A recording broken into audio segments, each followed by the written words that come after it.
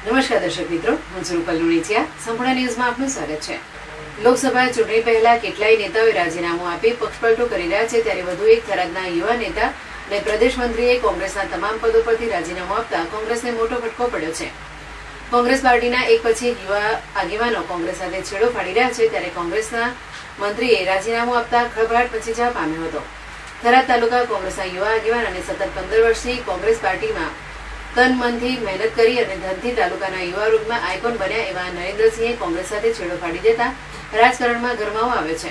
કોંગ્રેસમાંથી રાજીનામું આપતા નરેન્દ્રસિંહ ચૌહાણે જણાવ્યું હતું કે ક્ષત્રિય સમાજ સામે ટિપ્પણી કરનાર કોંગ્રેસ પાર્ટીના રાહુલ ગાંધી, આમ આદમી પાર્ટીના ઉમેશ મકવાણા, ભારતીય જનતા પાર્ટીના પરસોત્તમ રૂપાલા અમારું માન સન્માન ન જળવાય તેવા વેણો બોલ્યા છે.